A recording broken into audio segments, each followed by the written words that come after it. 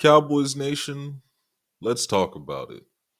A week of OTAs has just passed, and it's good to see that those guys are out there running around, doing the drills, playing 7-on-7, and just seeing early on how the coaches are using the players themselves.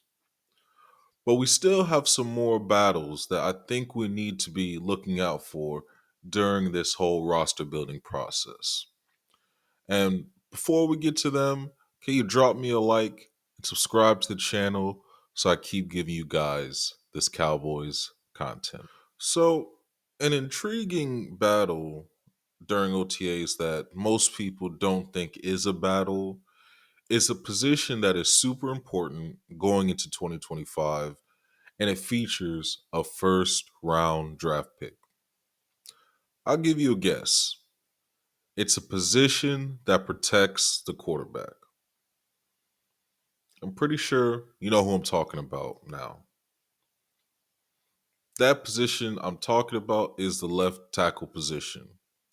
And I know, Tyler Guyton was a first round pick, and there's no chance he's in jeopardy of losing his starting spot, especially because they brought in Clayton Adams and Connor Riley, the O line gurus, to make Guyton better.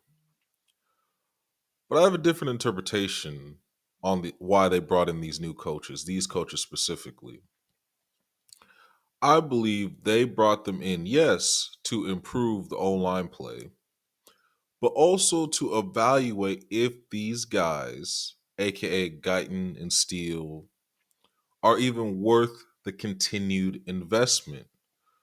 Plus, when new guys come in, it's the coach's job to make them better players. So you scouting someone, you like them, you bring them in, you see that they have such and such potential.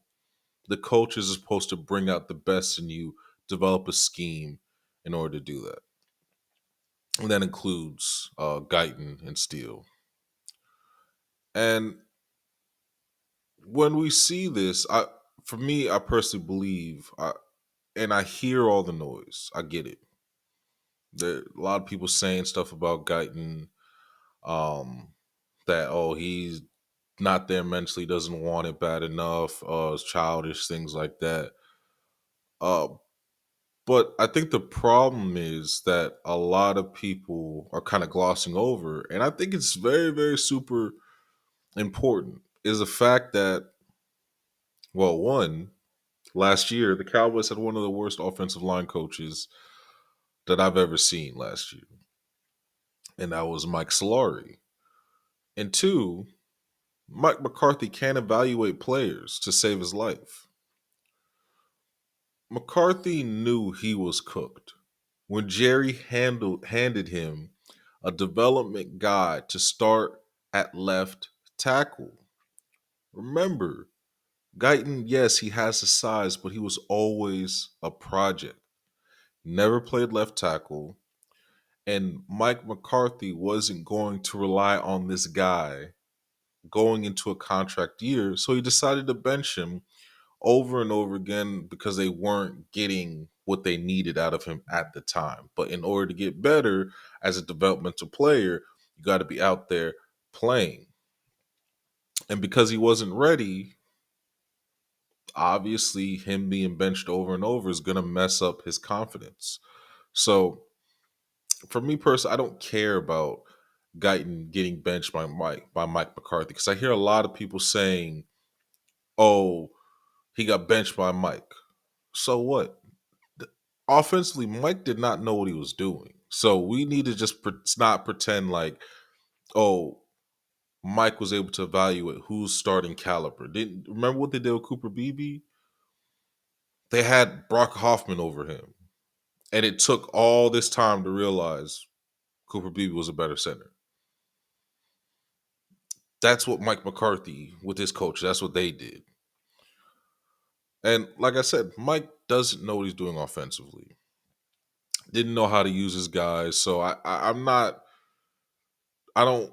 I'm gonna give Tyler Guyton some grace. And I think he deserves grace because of that situation he was in with coaches that basically gave up on him. But at the same time, when you understand Guyton is very similar to Mozzie, where they were first round picks, and now the pressure is on them, especially for Guyton at left tackle, because I don't believe the Cowboys are going to wait another year for him to improve, especially with these coaches that they brought in and them wanting to win. And it's their job to solidify the offensive line in order for Shoddy's scheme to work. And with all that, all I'm saying is don't be surprised if Awesome Richards emerges as a left tackle option. I think Awesome is hungry. He started games for the Cowboys. And I think if he can show he wants it more, he will get a shot. These coaches have no attachment to Tyler Guyton. And if he struggles early and often, then now it's either put Tyler Smith at left tackle and then have a hole at right guard or at left guard left guard, or move Awesome to left tackle and keep the interior solid with Smith, uh, Booker, and BB. So again, don't be surprised if Awesome comes swooping in to go after that left tackle position, because with all the guards that we have on this roster currently, it's only smart to go for the position that has the least competition and the one he's already played before. You don't have to believe me, but just watch and let's see, and don't be surprised if it happens. So the next OTA battle that you need to be on the watch out for, and I'll be checking out as well, is the weak side linebacker position. And I know I've seen reports that Kenneth Murray is over Jack Sanborn on the depth chart, but I'm not really buying that. I doubt Eberflus is going to go out there and start Kenneth Murray over Jack Sanborn at middle linebacker. I think Sanborn has the middle linebacker job up until Overshown comes back, or they might keep Sanborn as the green dot and then just use Overshown for blitzing purposes and just creating chaos for the offensive side of the football. So he's not just, oh, watch this, just go out there and disrupt plays. But let's get back to the competition at weak side linebacker real quick. I think for that position, since Sanborn's going to be on the field calling the plays, he's going to be out there basically the whole time. Um, I think how the Cowboys kind of have things situated because there's only so many linebackers they can have on the field at one time. And because a lot of NFL teams mainly play nickel, there's only two linebackers out there usually. And that's going to be for that weak side position, since Sanborn, I believe, is going to be the starting middle linebacker. For the weak side linebacker, that only leaves Leofau and Murray to fight for that starting spot. And for Leofau, he's coming off a really, really good season last year. He filled in for Overshown really well, and the more he played, the better he got. So personally, I think that the position is his, but Murray is more athletic. They traded for him, which means Eberflus wanted him personally. And he's a former first round pick. So all the signs point to him getting an opportunity to fight for that job. But I think ultimately, Leofau will get the job just because I believe his instincts are better. He's not as explosive as Murray, but when he sees the ball, he is gone. And in open space, he is hitting that guy. So for me, this battle will be interesting to see how things play out. But either way, I know these defensive coaches will not make the same mistake as Cowboys coaches have made in the past. Even just last year, The thing for me that always hurts the Cowboys that people don't point out is favoritism. When coaches play favorites instead of putting the best guys out there, you will lose. So I don't think these new coaches are going to allow that to be the barrier because their jobs are on the line. Whoever's out there, put the best guy out there and see how things play out. So it's going to be Leofau versus Murray. Definitely going to be something I'm going to be looking out for.